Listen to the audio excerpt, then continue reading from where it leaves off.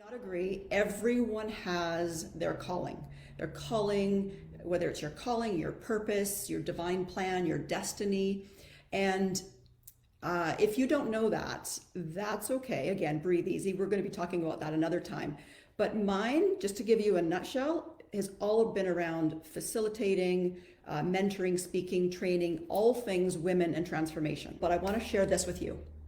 I have found one thing to be true, that women hold back. We hold back from our fullest expression. And I say that with oodles and oodles of love and compassion. Even really super successful women, which we perceive as successful in the outer world, but we still hold back. Too often we try to create or attract what we want or manifest, whatever that word is for you, but we're not aligned with our truth. And it doesn't work that way. We need to be aligned. We need to be congruent and recognize the truth of who we are to attract.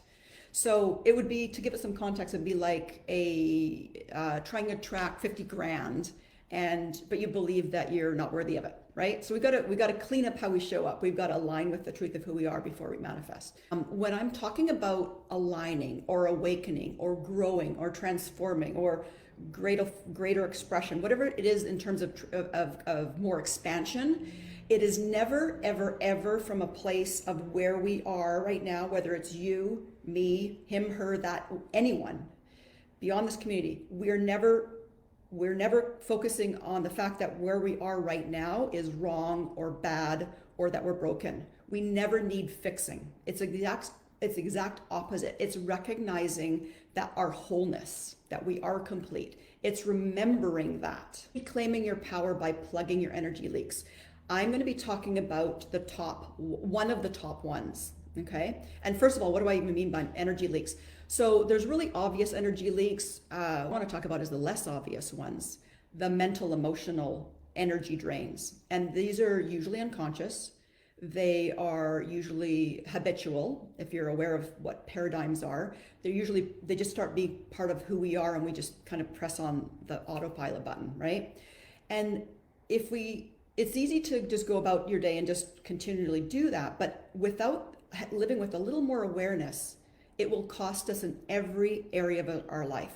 I really want to make this point as well. I'm never ever about dwelling on, oh, this is what I do. It's gloom and doom, and this is not a good place to be. What I really want to do is just, you go there to a place that might not feel so good, but remember, we're looking at it with a lot of self-love and compassion, and not realizing we're not looking at it with eyes of bad or wrong or judgment. So we're just going there just to have the awareness, then we move from it. And why you should care is because if we don't look at it, it's going to cost us in relationships, money, health, career, business. And so reclaiming your power by this one energy leak is the energy archetype I want to talk about, is the external validator. The external what? The external validator. So